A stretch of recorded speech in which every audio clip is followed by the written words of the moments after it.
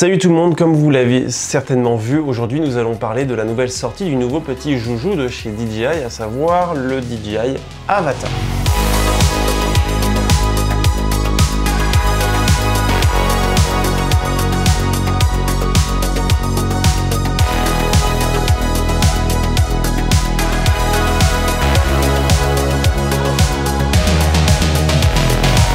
Le DJI Avata, qu'est-ce que c'est? C'est le dernier petit drone FPV de chez DJI, le deuxième du nom après le DJI FPV. C'est un tout petit drone qui a l'air d'être fait pour pas mal de personnes. Il a fait beaucoup parler de lui sur les réseaux sociaux. On va parler un petit peu de cet engouement qu'il y a eu, de la com qu'il y a eu à son sujet. Évidemment, on va parler de ses fonctionnalités. Est-ce que j'aime ce drone? Est-ce que je vous le conseille? Est-ce que je vous le conseille pas selon mon point de vue? Alors évidemment, cette fois-ci, j'ai préféré vous donner mon point de vue et mes ressentis à froid et pas à chaud. J'ai remarqué que quand je dis les choses spontanément, il n'y a pas forcément les meilleures choses qui ressortent. Donc on va essayer de faire les choses beaucoup plus objectivement que ce que j'ai pu faire avec le Mini 3. D'ailleurs, pour faire une toute petite parenthèse, le Mini 3, j'avais eu un problème d'image qui était flou sur le côté. Mais en fait, une simple mise à jour a suffi pour régler le problème. Donc voilà, petite information. Le DJI Avata est vendu avec ces petites lunettes qui sont incroyables, on en parlera évidemment. Et avec ce petit joystick tout mignon qui est le Motion Control. Et c'est tout.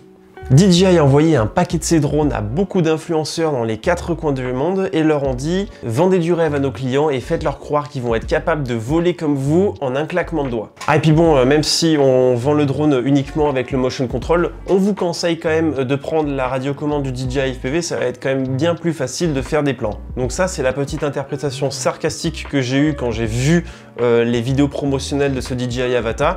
On vous vend un drone uniquement pour l'instant, en tout cas à l'heure à laquelle je vous fais la vidéo, avec le motion control, mais toutes les vidéos, en tout cas quasiment toutes les vidéos du DJI Avata, où on vous a montré des dives de falaise, du long range, du rase mode de falaise, un pilotage super engagé, ça a été quasiment fait exclusivement avec cette radiocommande qui est celle du DJI FPV et qui n'est pas vendue avec le Avata. Franchement, quand j'ai vu ça, j'étais un petit peu dubitatif entre le foutage de gueule et le fait que ça montre à quel point ils n'ont pas réussi à vendre de motion control et ils vous forcent à en acheter un parce qu'ils ont trop de stock. Bon, on ferme la parenthèse, on va passer au test. D'abord, un énorme merci à la caméra embarquée qui me l'a envoyé et qui me permet toujours d'être le plus libre possible dans ce que je dis et ce que je pense dans ces tests. Donc le meilleur moyen de soutenir ce genre de vidéo, c'est d'aller cliquer sur le lien en description si vous êtes intéressé évidemment par ce drone et d'aller acheter chez la caméra embarquée. Donc on va parler de pas mal de choses, cette fois-ci on va aussi parler de points positifs, pas que les points négatifs, comparé à un FPV classique. Et quand je dis FPV classique,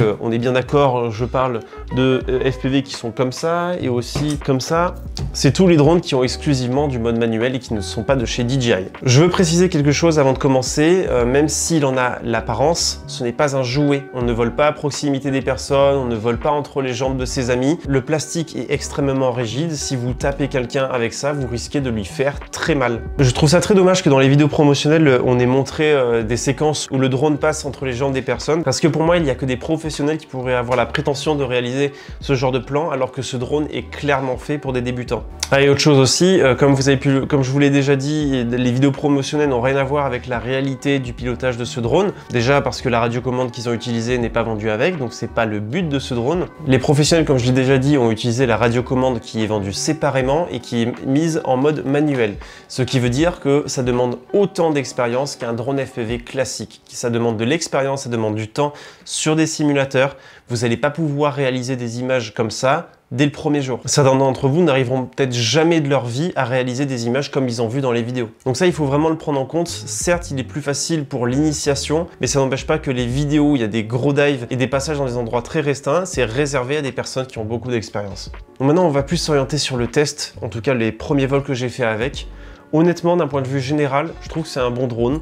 Il est assez facile à piloter, que ce soit avec le motion control et la radiocommande, mais je vais d'abord parler du motion control parce que c'est avec ça que c'est vendu. Le motion control, je n'avais jamais essayé et j'ai été choqué à quel point c'était intuitif au pilotage. J'ai regardé le petit tuto pour savoir quel bouton était assigné à quelle fonction et ça suffit. Il suffit de bouger le poignet de droite à gauche, de haut en bas pour faire ce que le drone doit faire. Mis à part l'immersion que vous avez avec ça, ça ne reflète pas vraiment ce que c'est qu'un vrai vol FPV. On va dire que c'est plutôt du Mavic dynamique immersif en première personne. Et pour ceux qui savent pas ce que c'est que le FPV, qui n'ont pas l'expérience, le temps ni l'argent à y consacrer, enfin tu me diras, si tu dépenses 1500 €, c'est que tu as quand même pas mal d'argent.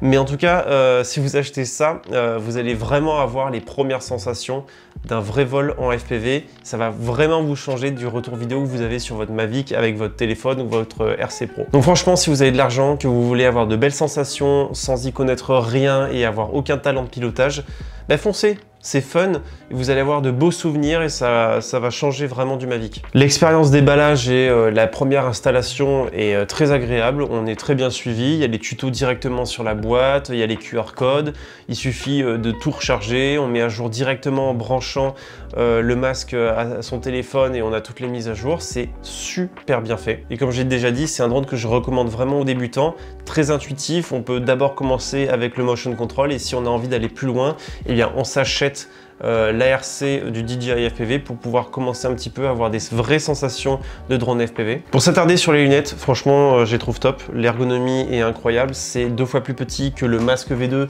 qui est juste derrière moi. Vous voyez quand même que la différence de taille est assez impressionnante. Moi ce que j'aime bien c'est que ici nous avons la petite protection qui nous permet de l'enlever, hop, et on a nos lentilles qui sont protégées. Inclus avec les lunettes, vous avez aussi des petites lentilles pour ceux qui ont des problèmes de vue. Vous pouvez régler tout ça assez facilement, le menu est très intuitif. On a un pavé tactile pour s'orienter dans les menus. Alors bon, honnêtement moi personnellement le tactile, je pense qu'on aurait pu s'en passer, on aurait pu avoir des boutons physiques, ça aurait été largement suffisant. Mais franchement il est cool. La seule chose vraiment que je reproche c'est ça, c'est cette batterie pour alimenter notre masque qui doit encore une fois pendre à notre poche avec une batterie qui doit faire maximum 3 volts je pense. Petit point positif c'est qu'ils ont rajouté juste ici un petit truc qui permet de ne pas décrocher notre câble USB-C à notre batterie. Ça nous permet évidemment de ne pas avoir de petits problèmes de déconnexion. Moi honnêtement je préfère largement ma solution où j'ai ma grosse batterie qui est bien plus performante et qui est juste ici calée comme ça et qui est branchée. Là je peux tenir toute une journée avec, il n'y a aucun problème. Donc voilà, c'est dommage qu'ils aient pas fait une batterie sur le côté ou au moins des deux côtés, ça aurait permis d'être un peu plus ergonomique et peut-être avoir un peu plus d'autonomie. Moi ce que j'espère surtout, et apparemment ça va être le cas, c'est qu'il va y avoir une rétrocompatibilité avec les Air Unit qui sont installés sur nos drones FPV classiques. Et bon, il va y avoir aussi peut-être un nouveau système Air Unit 2e génération. Et en attendant tout ça aussi, pour les personnes qui se demandaient si on allait être obligé de rester avec les antennes stock qui sont juste ici, on peut les changer. Donc ça, c'est une très bonne nouvelle pour les personnes qui veulent avoir la meilleure portée possible pour aller le plus loin. La qualité du retour vidéo est vraiment exceptionnelle. Moi, j'aimerais vraiment avoir ce genre de qualité sur mes drones FPV classiques. Ça changerait complètement l'expérience de vol. Hop, ça c'était un moustique. Ah aussi, ce que j'aime beaucoup, c'est que dans le retour vidéo, on a le gros symbole H qui nous permet de savoir où est-ce qu'on a décollé. Et ça, lorsqu'on est dans les airs et qu'on fait nos images, ça vous sauve et ça change énormément de ce qu'on a avec nos drones FPV classiques. J'espère vraiment que ça sera intégré un jour sur les Air Unit. Au niveau du pilotage du Avata, avec la radiocommande du FPV, quand on se met en mode manuel, donc c'est-à-dire qu'on désactive le joystick qui nous permet d'avoir la même chose que sur nos radiocommandes de FPV classiques, on est exactement sur le même style de pilotage que nos FPV. Vraiment, il n'y a aucune différence entre, par exemple, un Cinehoop et ça, sauf que puisque c'est plus petit, c'est plus nerveux et c'est moins souple au pilotage qu'un drone qui serait plus grand. Pour le coup, je préfère largement ça à piloter, c'est bien plus agréable, c'est bien plus smooth, on peut faire des plans bien plus fluides qu'avec ça. Ça s'apparente plus à s'amuser au pilotage qu'à réaliser des images professionnelles. Mais comme je vous l'ai dit, ça c'est fait pour s'amuser, c'est pas fait pour des images, donc là il remplit entièrement son rôle. Et honnêtement, franchement, je trouve que le Avata se pilote bien mieux que le DJI FPV. Le DJI FPV, c'était vraiment une grosse patate dans les airs. Le DJI FPV, pour les dives, il tombait comme ça, il faisait des gauches-droites, alors que lui, il tombait presque comme une pierre, aucune inertie. très agréable. Du coup, ça donne des images bien plus agréables à regarder et à expérimenter en tant que pilote. Pour le coup, ils ont fait vraiment des efforts là-dessus. Au niveau de la caméra, bah écoutez, moi c'est le gros point négatif que je trouve à cette caméra, c'est que la qualité de la caméra est pas dingue. Lorsqu'on est face au soleil, c'est inexploitable, et lorsqu'on est dos au soleil, l'image est correcte. Donc c'est beaucoup moins bien qu'une GoPro Hero 10. Et la chose que je trouve vraiment problématique aussi, c'est pour paramétrer la caméra. Honnêtement, franchement, surtout que ce drone est fait pour des débutants, je vous conseille de jamais toucher aux paramètres de caméra. Restez en automatique, c'est très bien. Je vois pas pourquoi vous irez vous prendre la tête à faire des réglages manuels avec une caméra comme ça. Mais là, ça peut déjà répondre à une première interrogation pour ceux qui se demandaient si on pouvait utiliser ce drone pour du professionnel. Pour moi, la réponse elle est claire, c'est non, justement par rapport à cette caméra qui est intégrée pour faire nos réglages. Donc comment on fait pour faire des réglages manuels là-dessus? Bon, déjà, il faudrait avoir des filtres ND qui soient compatibles avec notre drone. Je pense que d'ici quelques semaines, il n'y aura aucun problème. Il y aura plein de boîtes, notamment Freewell, PGI Tech et tout ça, qui vous feront des petits filtres ND pour votre caméra. Et lorsque vous vous mettez en manuel et que vous allez changer les ISO et l'obturateur, température et tout ça, là où il va y avoir un gros problème, c'est pour les changements de luminosité. Parce que lorsque vous allez paramétrer correctement votre caméra pour être bien exposé, ça va aussi changer évidemment votre retour à vous. Donc ça veut dire que si vous êtes trop exposé, vous, dans votre retour vidéo en live, vous allez avoir cette même surexposition. Ça veut dire que ça sera moins agréable pour le pilotage. S'il y a la moindre variation de lumière, vous allez être affecté dans votre retour vidéo pour éviter qu'il y ait un changement de lumière sur votre enregistrement. Alors que sur un drone FPV classique, moi j'utilise la GoPro Hero 10. La GoPro Hero 10, je la glisse juste au-dessus, là où il y a la case de protection. Sur cette caméra, je vais pouvoir faire tous mes réglages. J'ai notamment mon petit filtre ND que je peux changer très facilement. J'ai une batterie qui est complètement autonome. L'insertion pour la carte SD est bien plus facile que celle de l'Avata. Et j'ai un retour vidéo que je peux montrer à mes clients, contrairement à l'Avata. Dernière chose aussi, c'est que lorsqu'il va y avoir la remplaçante de celle-ci, à savoir la GoPro Hero 11, eh bien, je vais pouvoir changer ma caméra sans devoir changer de drone, et je vais pouvoir bénéficier d'une caméra bien mieux, d'avoir une évolution en qualité d'image sans devoir changer toute ma flotte de drones. Parce qu'avec une seule caméra, je peux mettre ma caméra sur ce drone-là, je peux mettre ma caméra sur l'autre drone avec les protections, là, le Protect 35, et ça c'est quand même quelque chose qui est pas négligeable. Bon, évidemment, la GoPro Hero 10 a une bien meilleure qualité que le DJI Avata. La GoPro Hero 10 filme jusqu'en 5K 30 images secondes, alors que celui-là filme en 4K 60 images secondes. Puis après, c'est pas qu'une question de résolution et d'images par seconde. La GoPro gère bien mieux le contre-jour. Ce qui était avant un point positif comparé aux caméras de chez DJI et qui ne l'est plus, c'est la stabilisation en post-production avec Real Steady sur la GoPro qui vous permet d'avoir une stabilisation, on a l'impression que vous êtes sur un rail, une stabilisation en post-production qui permet en fait d'anticiper tous vos virages et qui permet d'avoir une image aussi magnifiquement fluide. Avant, c'était pas possible chez DJI, aujourd'hui ça l'est sur le Avata avec Gyroflow, qui est une boîte complètement indépendante qui n'a rien à voir, qui fait de la stabilisation en post-production en enregistrant les données GPS et qui est compatible avec plein de caméras et notamment le Avata. Vous allez pouvoir avec le Avata réaliser des plans extrêmement fluides, mais pour ça il faut que vous changez quelques paramètres. Vous devez dans le masque désactiver Rocksteady et avoir un FOV large, et à partir de là, comme vous allez pouvoir le constater, vous allez avoir des images super fluides et vraiment exploitables pour les réseaux sociaux ou quoi que ce soit d'autre. Ça n'a rien à voir avec une stabilisation en live faite par Rocksteady. Si ça vous intéresse, je vous mets le lien de Gyroflow en description. C'est un logiciel qui est gratuit. Bon, j'ai déjà parlé de pas mal de choses. On va maintenant faire un petit listing des choses que j'apprécie moins sur ce drone. C'est le drone le plus bruyant que j'ai jamais entendu chez DJI.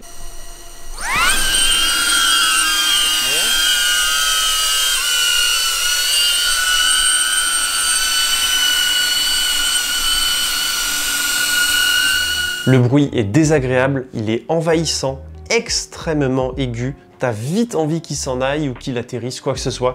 C'est un bruit qui est extrêmement nuisible. Alors s'il vous plaît, faites ça dans des lieux où il n'y a personne, parce que vous allez Avec ça, vous allez donner une très mauvaise image du drone si vous vous amusez à voler près des personnes dans des endroits où c'est assez touristique. Comme je vous l'ai déjà dit, je suis vraiment pas fan de la caméra, c'est quand même moins bien qu'une GoPro. Et quand la GoPro Hero 11 va sortir, là il va y avoir un gap monstrueux entre cette qualité et les prochaines. Le problème avec cette conception, c'est que les hélices sont extrêmement bas. Là, si je tends le drone comme ça, et bien, en fait j'ai ma main sur les hélices. Et ça va être assez compliqué lorsqu'on va vouloir le faire atterrir à la main, ça va plutôt être aussi facile.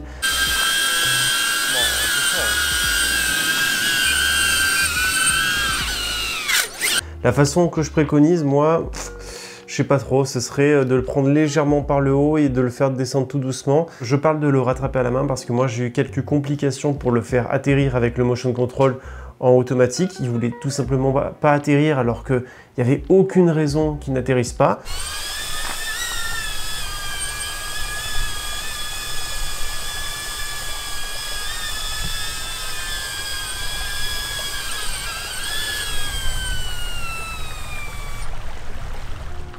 Donc bizarre, par contre j'ai eu aucun problème à l'atterrissage avec la radiocommande.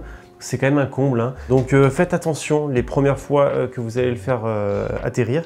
Vous risquez d'avoir quelques mésaventures. Je suis curieux d'avoir des retours à ce niveau-là. Au niveau de la batterie, franchement, c'est très cool. C'est assez surprenant pour son gabarit, pour ce dont on a l'habitude dans le monde du FPV classique. Avec une batterie, en moyenne, j'ai fait des vols entre 10 à 15 minutes selon le type de vol et la sportivité. C'est vraiment une très bonne chose. Ça paraît pas quand on en voit le Mavic 3 Ciné avec 40 minutes de vol. Mais pour du FPV et ce type de sportivité, vraiment, là, on est sur quelque chose d'assez impressionnant. Et avoir 4-5 batteries, ce sera largement suffisant pour tenir la journée. Alors que moi, je suis aux alentours d'une dizaine de batteries avec mes drones FPV classiques. Bah écoutez, moi je pense que c'est à peu près tout. J'ai dit beaucoup de choses. Là, je terminerai par à qui je conseille ce drone. Alors forcément, moi, je conseille ce drone à ceux qui n'ont jamais mis les pieds dans le FPV parce que vous allez avoir le motion control qui est fourni avec. Donc ce sera bien pour vous donner une première impression de ce que c'est que les sensations dans le FPV. Vous n'allez pas savoir piloter un FPV, mais vous allez connaître les sensations et ça va peut-être vous donner envie d'aller encore plus loin. Alors le problème, c'est que la seule chose que vous allez pouvoir faire, c'est acheter une radiocommande du DJI FPV et vous acheter un DJI FPV. Sinon, il va vraiment falloir repartir à zéro. Vous achetez une radiocommande qui soit compatible avec les drones FPV classiques et là, ça va être encore plus cher que 1500 € que ce que vous avez déjà payé, quoi. C'est un peu compliqué de s'imaginer évoluer dans le FPV en s'achetant ces machines parce que vous allez être très vite bridé en termes de matériel. C'est aussi pour cette raison que je déconseille cette machine à des professionnels qui ont l'habitude d'avoir plusieurs drones, d'avoir des belles caméras. Franchement, là, moi, quand je vois le rendu de l'image, je n'accepterai pas de donner ça à un client parce que pour moi, c'est pas exploitable. C'est à la limite, c'est justement ce que vous avez vu, c'est sur les réseaux sociaux, YouTube au maximum. Ça passera très bien sur Instagram, mais vraiment pas plus, hein. Sur grand écran, là, ça va être quelque chose.